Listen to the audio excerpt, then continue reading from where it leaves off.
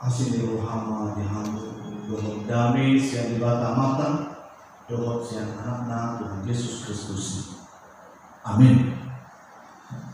Katanya dibata di kita dengan tersurat siang Imam Musa Minggu Turut Pusada ayat 14 ayat 22 atau dalam bahasa Indonesia Ulangan pasal 31 ayat 14 sampai ayat 22. Saya akan bacakan dalam bahasa Indonesia.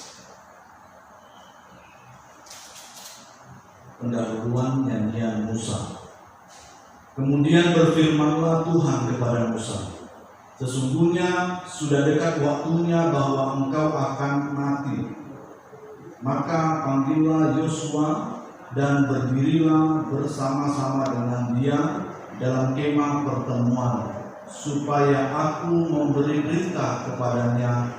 Lalu pergilah Musa dan Yosua berdiri dalam kemah pertemuan, dan Tuhan menampakkan diri di kemah itu dalam tiang awan, dan tiang awan itu berdiri pada pintu kemah. Tuhan berfirman kepada Musa, ketahuilah, engkau akan mendapat perhentian bersama-sama dengan nenek moyangmu, dan bangsa ini akan bangkit dan berzina dengan mengikuti Allah asing yang ada di negeri kemana mereka akan masuk. Mereka akan meninggalkan aku dan mengingkari perjanjianku yang kuikat dengan mereka. Pada waktu itu murkaku akan bernyala-nyala terhadap mereka. Aku akan meninggalkan mereka dan menyembunyikan wajahku terhadap mereka, sehingga mereka termakan habis dan banyak kali ini ditimpa malapetaka serta kesusahan. Maka pada waktu itu mereka akan berkata, bukankah malapetaka itu menimpa kita oleh sebab Allah kita tidak ada di tengah-tengah kita? Tetapi aku akan menyembunyikan wajahku sama sekali pada waktu itu, karena segala kejahatan yang telah dilakukan mereka, yakni mereka telah berpaling kepada Allah lain. Oleh sebab itu, tuliskanlah nyanyian ini dan ajarkanlah kepada orang Israel. Letakkanlah di dalam mulut mereka, supaya nyanyian ini menjadi saksi bagiku terhadap orang Israel. Sebab aku akan membawa mereka ke tanah yang kujanjikan dengan sumpah kepada nenek moyang mereka, yakni tanah yang berlimpah-limpah susu dan madunya. Mereka akan makan dan kenyang dan menjadi gemuk, tetapi mereka akan berpaling kepada Allah lain dan beribadah kepadanya. Aku ini akan dilista mereka, dan perjanjianku akan diingkari mereka.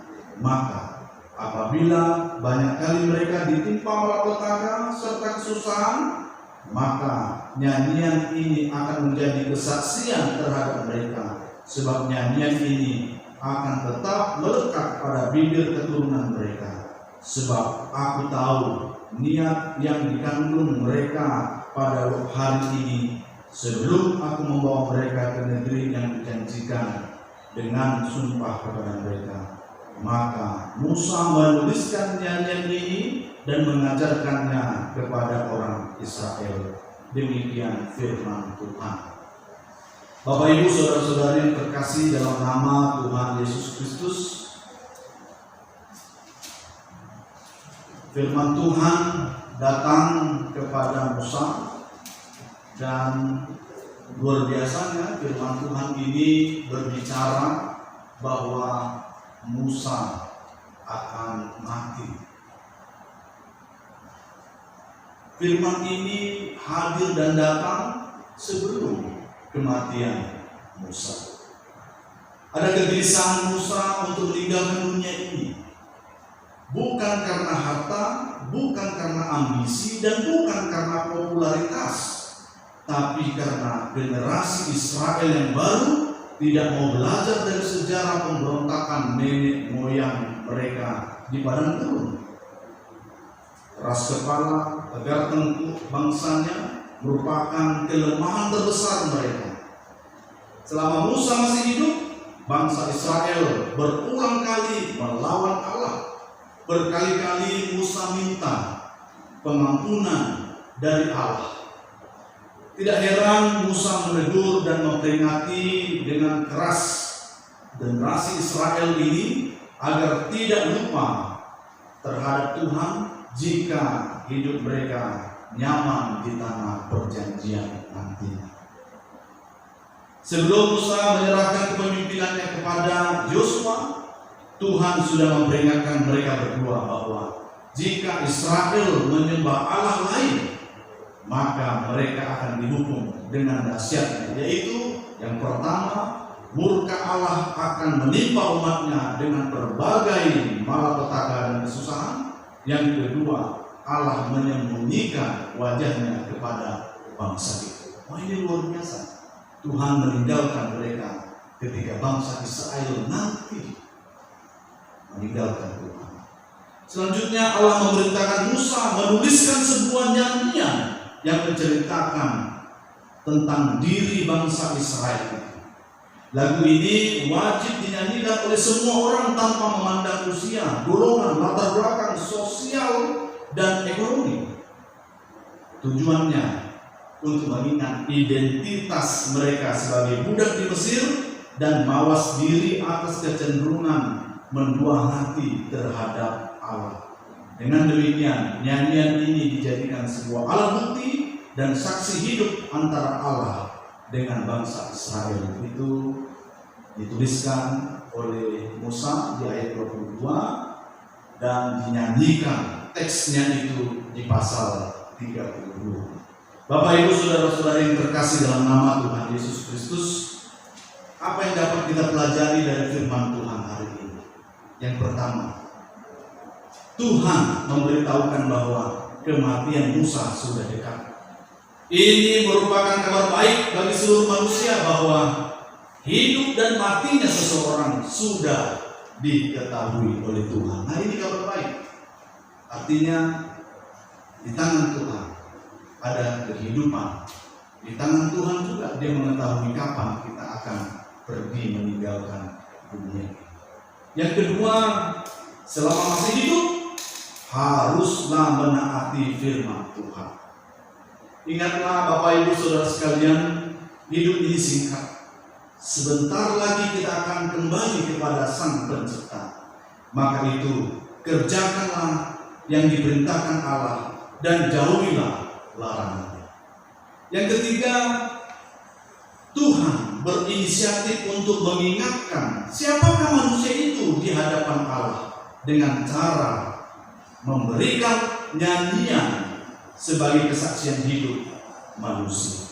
Bapak Ibu saudara-saudari yang terkasih dalam nama Tuhan Yesus Kristus, luar biasa hari ini Tuhan memberikan inspirasi, Tuhan memberikan kepada masa Musa dan masa kita sekarang ini nyanyian dengan tujuan supaya kita tahu siapa diri kita. Nyanyian, kalau kita telaah nyanyian dan melihat fungsinya, begitu banyak fungsinya. Kalau dari segi pendidikan, kita tahu dalam nyanyian ada nyanyian 1, 2, 3, 4, 5, 6, 7, 8.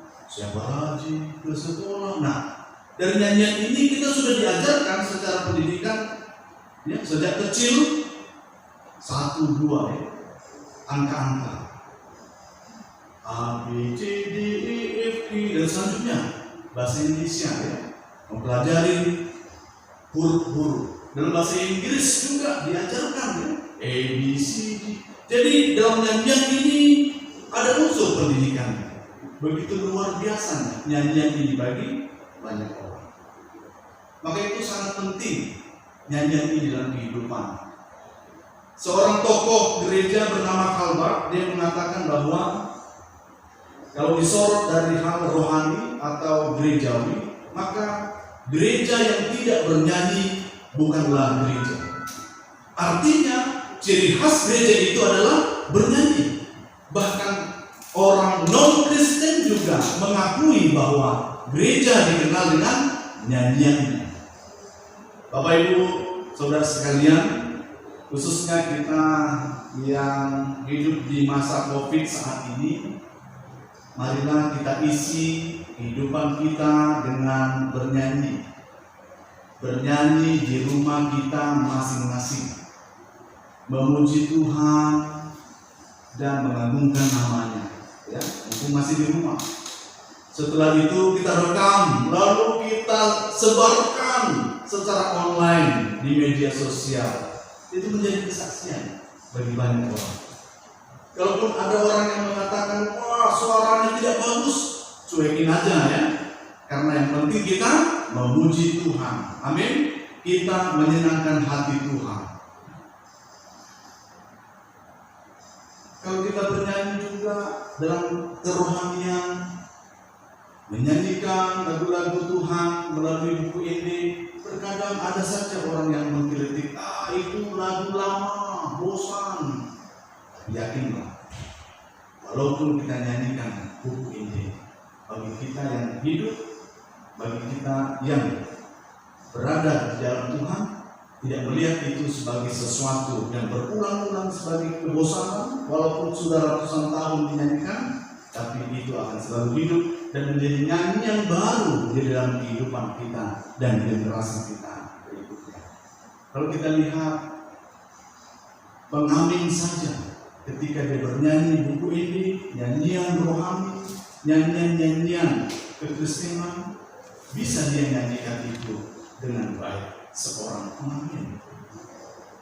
Tapi terkadang kalau kita lihat, kenapa dia marah?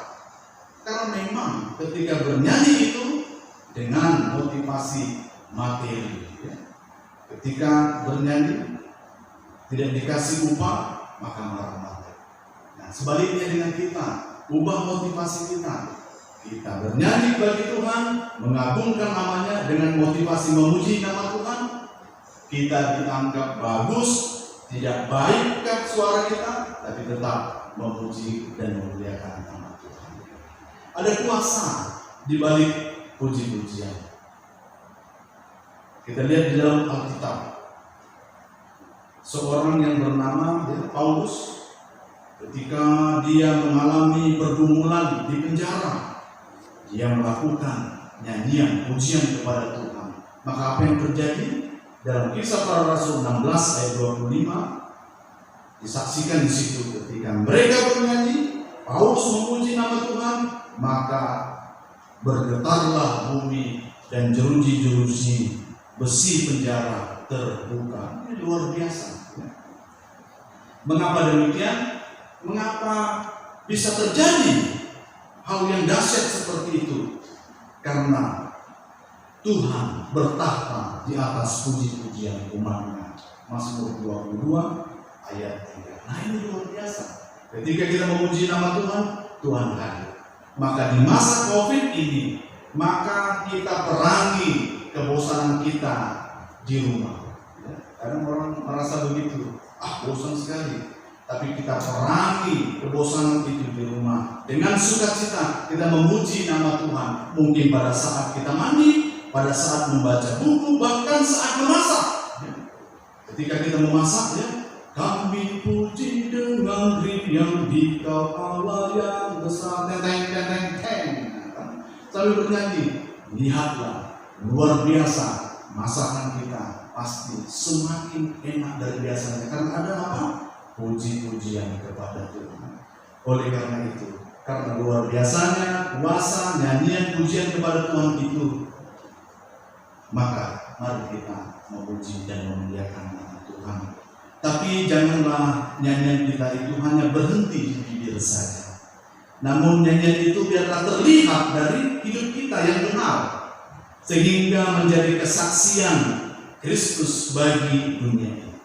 Nada-nada nyanyian kita itu bertransformasi menjadi gerak nyata yang berdampak, khusus di masa pandemi COVID-19 saat ini, di mana sebagai orang Kristen kita berbagi sembako dengan orang yang berdampak COVID-19. Kita memuji Tuhan dengan kebahagiaan dan berkat-berkat Tuhan yang Tuhan berikan, maka kita berbagi dengan banyak orang. Berbagi dengan menyapa keluarga dengan video call untuk melepas rindu kita dan tidak dianggap orang Kristen yang sombong. Share kabar baik di media sosial agar berkurang kesusahan masyarakat di saat ini, kesulitannya. Karena apa? Ada kabar baik yang kita bagikan bagi banyak orang. Dan banyak lagi yang bisa kita lakukan sebagai nyanyian nyata dalam kesaksian kita di tengah-tengah dunia ini. Ingatlah, apa yang kita lakukan itu upahmu besar di surga. Kiranya Tuhan memberkati kita dan tetap sehat dalam perlindungan dan kasih Tuhan, sehingga bisa berbagi kehidupan, berbagi nyanyian bagi banyak orang. Tuhan Yesus memberkati. Amin. Kita bersatu dalam Tuhan. Bapa kami yang di surga, terima kasih. Engkau sungguh baik. Firman-Mu hari ini mengingatkan kami bahwa di tengah-tengah kehidupan bangsa Israel naik turun, bahkan banyak yang menjauh daripada Tuhan. Engkau sudah memperingati supaya mereka dekat dengan Tuhan, sehingga mereka tetap ingat akan Tuhan melalui nyanyian pujian yang Tuhan berikan kepada Musa dan dicatatkan, sehingga itu datang kepada kami, supaya setiap kami pun demikian memuji, memuliakan dan mengagungkan nama Tuhan, supaya kami tahu siapa diri kami dan memperhadapkan diri kami kepada Tuhan yang Maha Besar, sehingga kami bergantung, bersandar hanya kepada Tuhan saja.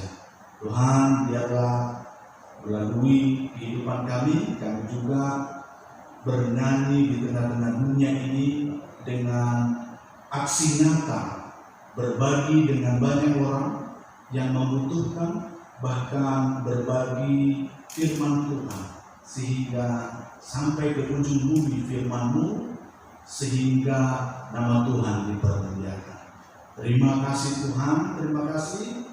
Pakailah kami sebagai alat-Mu di tengah-tengah kehidupan kami, khususnya di masa COVID ini, sehingga nama Tuhan dipermuliakan.